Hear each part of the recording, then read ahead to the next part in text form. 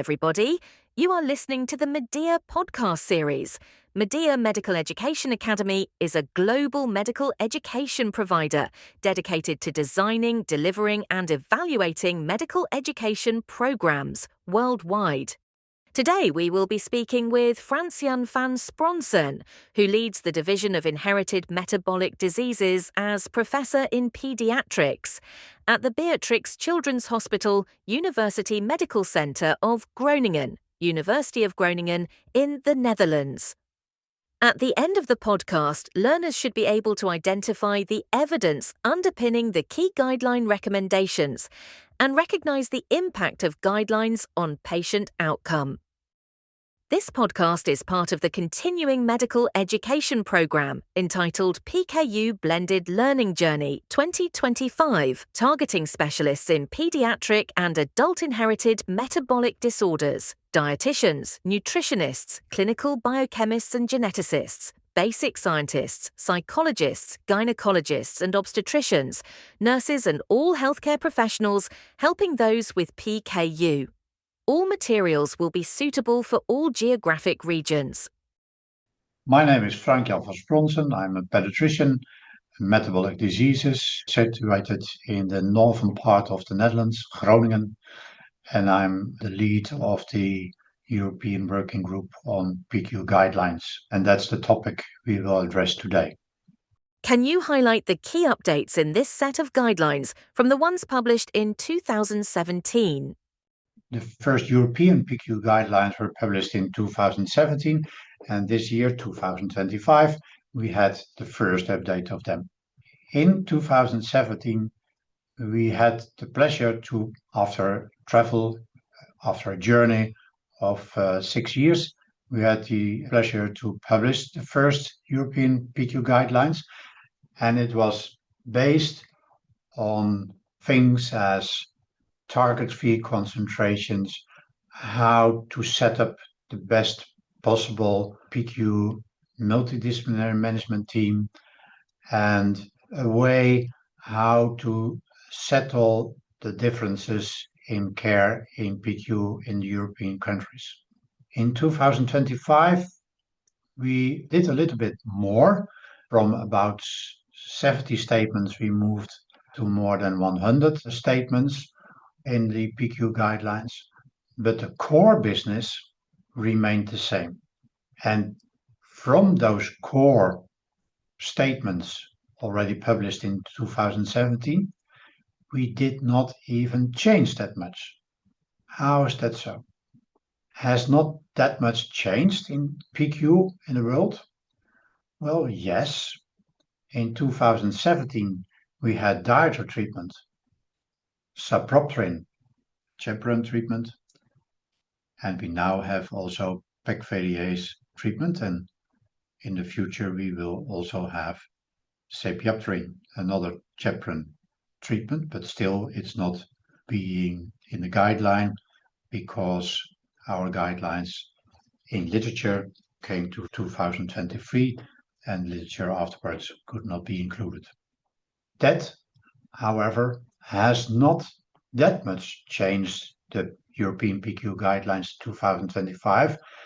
One of the reasons for that is that the evidence to have different target feed concentrations has not changed by evidence from pegvaliase studies that much till now. At the same time, we also have to recognize that in Europe, we still did not have the possibility to treat that many patients with pegvaliase because it has been approved by FDA, EMA, and some other worldwide organizations. But at the same time, it has not been reimbursed by different countries. So we still have to grow in that way.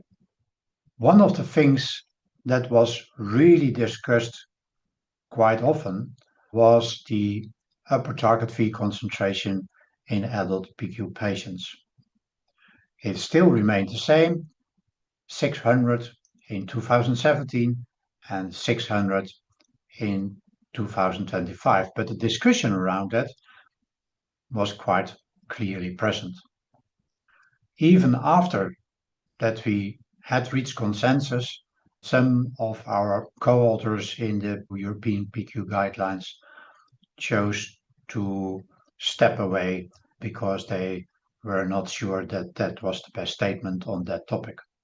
The other thing which has not changed, but is still under discussion, is whether you have to start in patients with a Phe concentration above 360. Is that the best choice? We think yes. If you treat PKU children and you want to get them with a Phe concentration below 360, it seems a little bit odd not to start in any patient who have Phe concentration above 360. So we did remain at the same way of looking to it. One other topic which was very important in the first PKU guidelines was what to do with patients who have many times Phe concentration clearly above target. And now I'm talking about children till 12 years of age. That remains a very important issue. We see that if patients have a target Phe concentration of 360 below 12 years of age, you need to be really paying attention to this family by having more clinics, visits, that may be by even taking the patient and or the family into the hospital, and it may also go to healthcare to be sure that not other things are on the table in the same family. That also has not changed. What we think is that the obesity in adult PKU patients may be a little bit more important than we thought in 2017.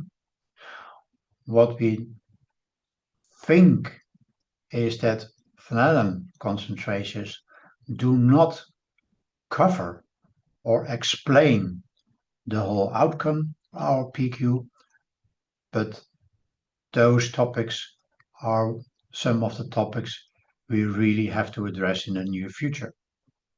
Other things we have to address in the near future is the need of new treatments.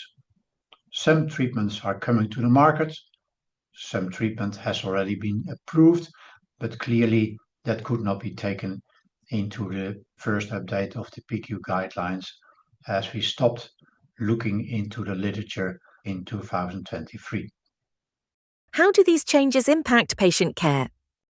Guidelines are set to address 2 or 3 main goals. First, it gives an idea about what is being said in the literature. And at the same time, when there's not enough literature, it gives an idea what a group of people, well experienced, well knowledged, think what should be the ideal statement on some topic like the target Phe concentrations. That may be influenced by different ways of thinking.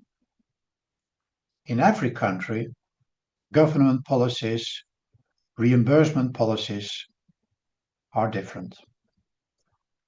It may be influenced by the need of different treatments, which may be your hope that they will be there in some time. But as much as possible, the statements should be based on evidence. And since 2017 till 2023, the evidence what to do in your PKU patients has not changed that much. So the conclusion from that is that we could not change the statements that much. We could only add some statements to help patients and professionals in daily care. That's it. So the answer to the question, what has changed in real life? Not that much. What are the key areas of research and development that might positively impact the life of those with PKU in the next 5 years? This question is already a little bit addressed in the past questions. Take, for example, you are a family PKU patient and you have only dietary treatment in your country available as a treatment. You don't have a choice. You only have to choose how strict you can treat your patient or your son or your daughter or yourself.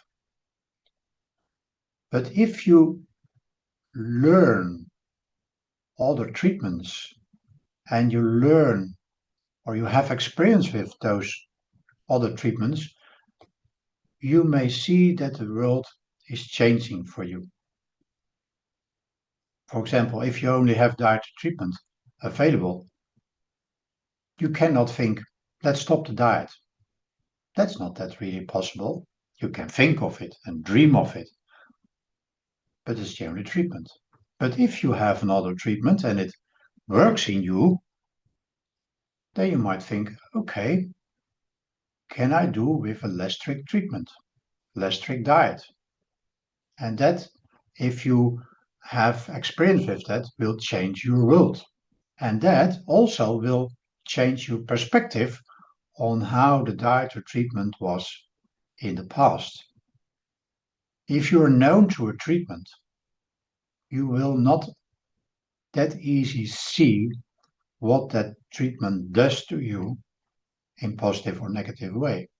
If you know another treatment, you can compare what it is to be on the one treatment or the other treatment. So with that saying, one of the most important things to do in the near future is to have new treatment possibilities.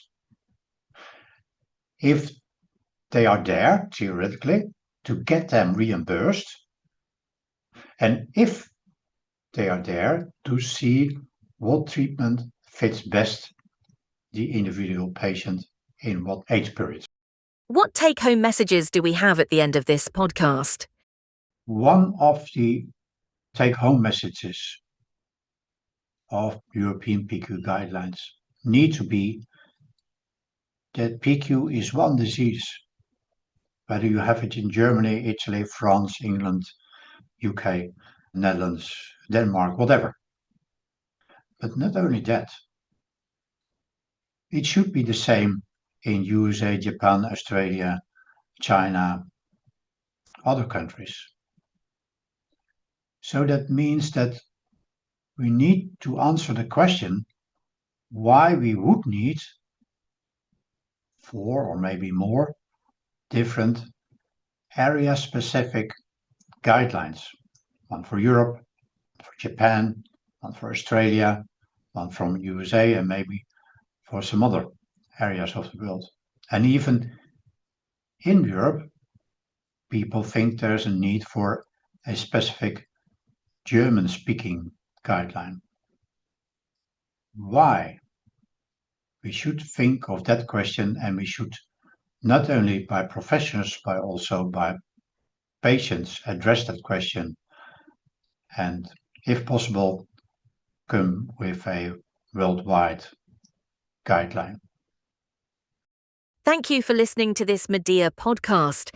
For more information about our continuing medical education programs, please visit our website at medeaacademy.com.